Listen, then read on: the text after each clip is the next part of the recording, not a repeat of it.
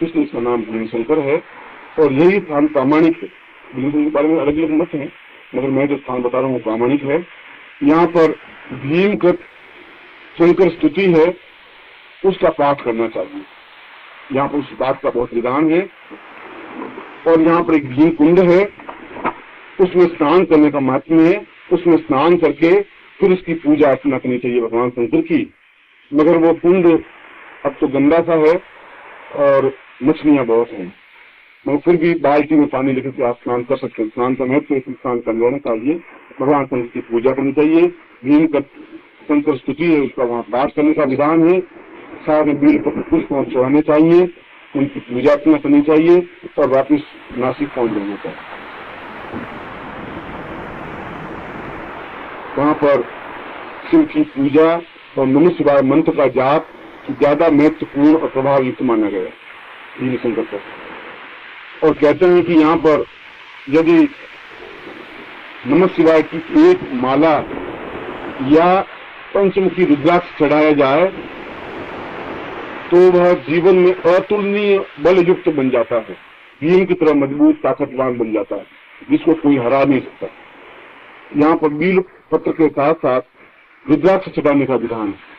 पंचमुखी रुद्राक्ष के 2-4 दाने, 10 दाने, 20 दाने हों और भगवान शंकर को चढ़ाना चाहिए। कोई 1 चढ़ाता है, कोई 11 चढ़ाता है, कोई 21 चढ़ाता है, कोई पूरी माला चढ़ाता है। पर यहाँ रुद्राक्ष चढ़ाने का विशेष महत्व है। 3 महत्व है, भीम कुंड में स्नान करने का, भीम का शंकर स्तुति पढ़ने का और रुद्राक्ष चढ़ाने का। मैंने आज 4 और आपको ज्योतिर्लिंग के बारे में समझाया, अब 4 और बाकी रहे।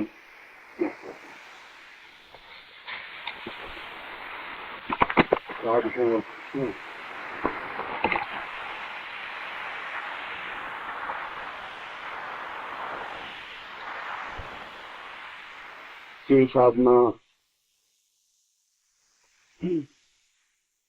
शिव साधना में अभी बहुत कुछ बताना बाकी है और समय बहुत थोड़ा रह गया, इसलिए मैं पहले वे 4 ज्योतिर्लिंग का संक्षिप्त विवरण दूंगा और फिर एक विशेष शिव से संबंधित जो तथ्य हैं वो आपके सामने प्रस्तुत करेंगे।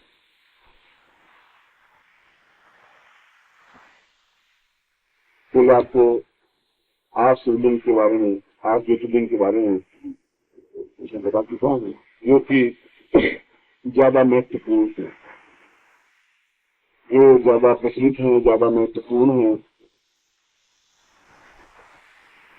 सुगम है, उनके बारे में मैं आपको तथ्य बता चुका हूँ।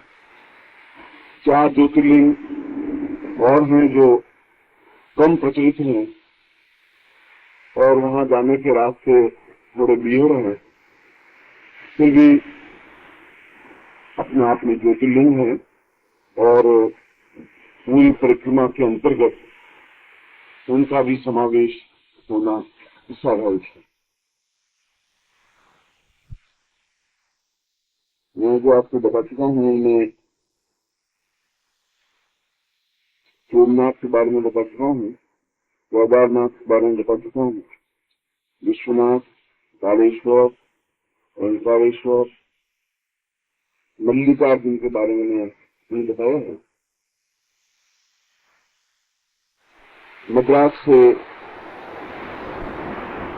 जब हम तिरुपति की ओर जाते हैं तो मद्रास से लगभग 46 किलोमीटर आगे यह विशेष पर्वत है जिसको सैल पर्वत कहा गया है। यूं तो ये सारी पहाड़ी श्रृंखला जिस पर तिरुपति मंदिर अवस्थित है और वहां से लगा करके और मद्रास तक की जो सारी पहाड़ियां हैं वे थोड़े बहुत रूप में सैल पर्वत से ही संबंधित हैं या सैल पर्वत की पहाड़ियां हैं। जिस प्रकार राजस्थान में अरावली पर्वत बहुत ही प्रसिद्ध है और उसकी सर्वोच्च चोटी गुरु शिखर है, जो कि यदि कभी आप आबू गए हो तो आबू में गुरु शिखर तक जाने की सुविधा है और बस से भी आजकल तो जा सकते हैं। यह अरावली की सबसे ऊंची चोटी है। उसी प्रकार हिमालय की सबसे ऊंची चोटी एवरेस्ट है। उसी प्रकार शैल पर्वत की भी सबसे ऊंची चोटी पर यह मंदिर आया हुआ है, जिसको मल्लिकार्जुन ज्योतिर्लिंग कहा गया। यह मल्लिकार्जुन नाम इसलिए पड़ा, इसके बारे में दो कथाएं प्रचलित हैं। एक तो यहाँ पर भगवान शंकर और अर्जुन का युद्ध हुआ था और उस युद्ध में अर्जुन परास्त हुए थे, इसलिए यह मल्लिकार्जुन नाम पड़ा, मल्लिक और अर्जुन। मगर यह कथा पौराणिक नहीं है, बाद की प्रचलित कथाओं में से कथा। यद्यपि इस कथा के बारे में कई पुस्तकों में यह कथा मिलती है। मूलतः मल्लिकार्जुन मल्लिका एक विशेष जाति है जो शैवों की ही उपजाति है, उनको मल्लिका कहते हैं।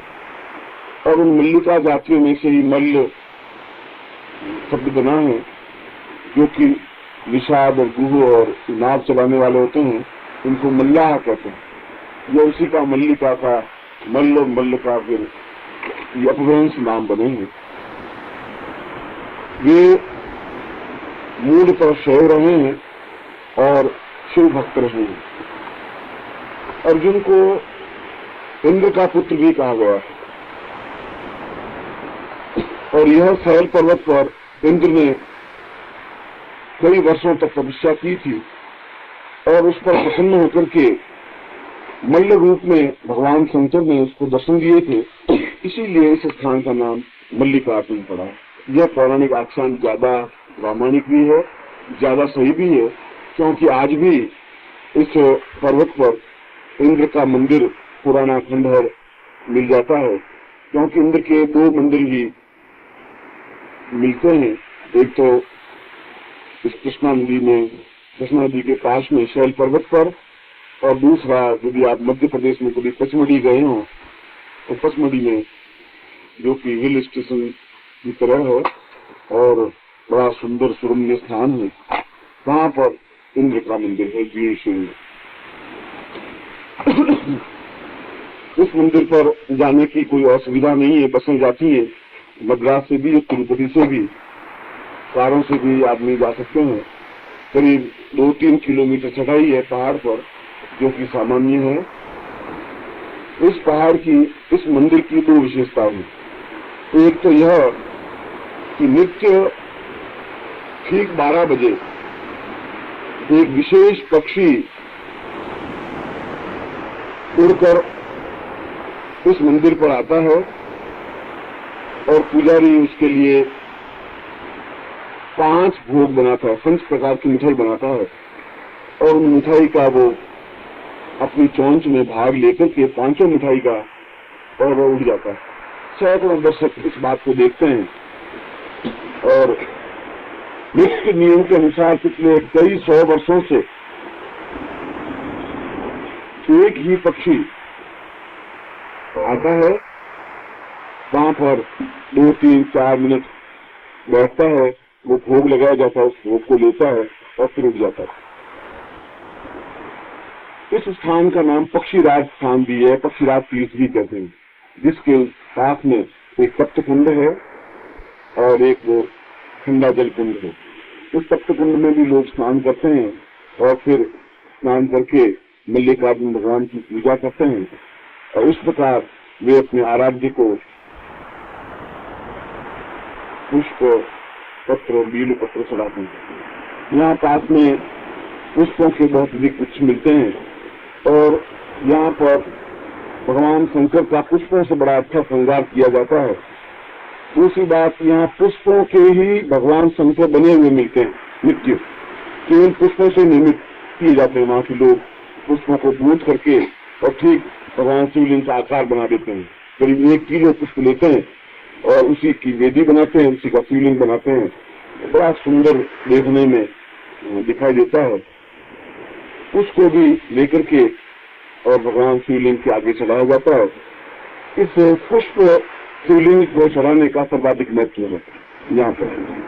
इसके साथ ही साथ यहाँ पर इंद्र जब जो स्तुति है भगवान शंकर की, ये गीता प्रेस गोरखपुर से भी प्रकाशित हुई है, उसका यहाँ पाठ लोग 108 पाठ करते हैं, 1008 पाठ करते हैं। उस स्तोत्र का पाठ करने का यहाँ बड़ा विधान है और यह एक सुंदर सुरम्य स्थान है, बड़ा आकर्षक। इसी मंदिर से पीछे करीब 1 किलोमीटर आगे एक नदी है, झरने के रूप में बनती है और उसको पाप मोचनी नदी कहते हैं।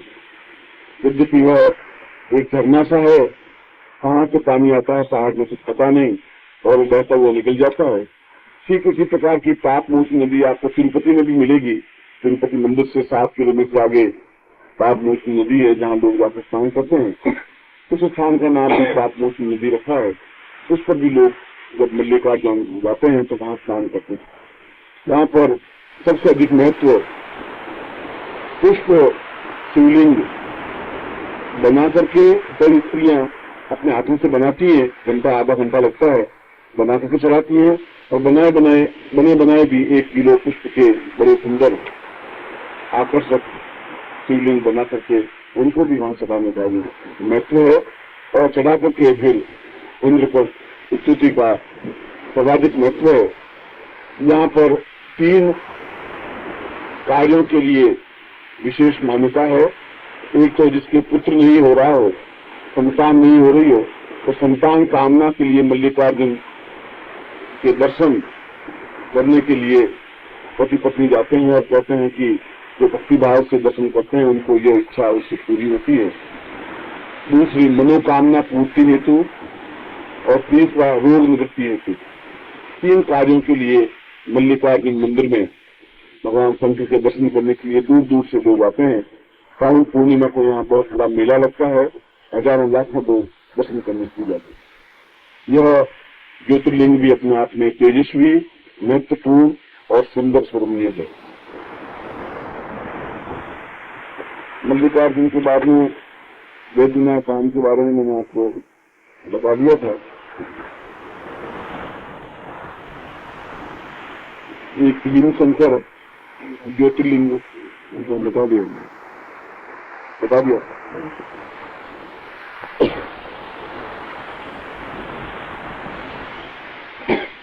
घूसमेश्वर या धृष्णेश्वर, कुछ लोग उसको घूसमेश्वर कहते हैं, कुछ लोग धृष्णेश्वर कहते हैं, धृष्णेश्वर या घूसमेश्वर। यह भी मध्य भारत में है और मनमाड़ एक स्टेशन है। उस मनमाड़ स्टेशन से करीब 70-72 किलोमीटर दूर यह मंदिर है। यद्यपि यह इस समय बड़ा जीर्णशीर्ण है।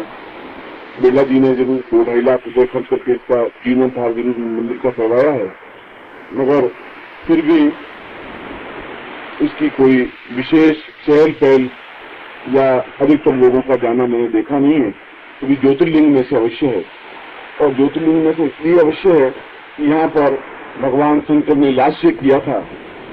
इस मंदिर की एक विशेषता और है कि अब दीवारें इसकी बहुत टूट गई हैं, और मगर ये मंदिर स्वयं अपने आप में आधा किलोमीटर लंबा चौड़ा मंदिर। दीवारों की जगह जगह से प्लास्टर टूट गए हैं, और जो मूल मंदिर है उस मूल मंदिर में एक पुजारी आता है, रोज पूजा करके चला जाता है। सावन में अवश्य यहाँ पूजन अर्चन होता होगा, बाकी यहाँ ज्यादा भीड़ नहीं होती। फिर भी एक बात, यहाँ पर उन दीवारों के पास में खड़े होकर के यदि जोरों से नमः शिवाय बोला जाए तो वापिस उत्तर शिवाय नमः के नाम से आता है। ये यहाँ की विशेषता। और कोई भी व्यक्ति यहाँ इस चमत्कार को देख सकता है। हम बोलेंगे नमः शिवाय तो ध्वनि या तो नमः शिवाय वापिस आनी चाहिए, ध्वनि आती है शिवाय नमः, ये ध्वनि आती है।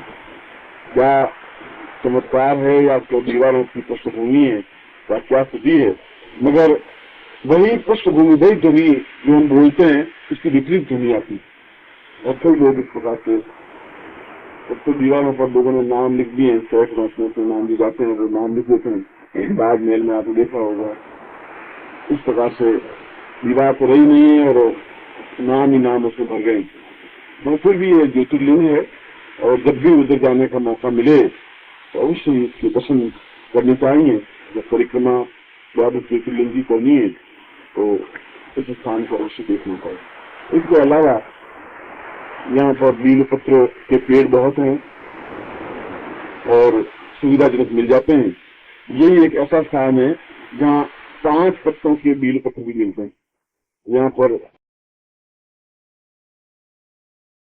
सद्गुरुदेव डॉक्टर नारायण दत्त श्रीमाली जी के दुर्लभ वीडियोस, पुस्तक, पत्रिका एवं साधना की निःशुल्क दीक्षा प्राप्त करने के लिए नीचे लिखे हुए नंबर पर वीरल पटेल जी को व्हाट्सएप पे अपना नाम और अपने शहर का नाम लिखकर भेजें। धन्यवाद।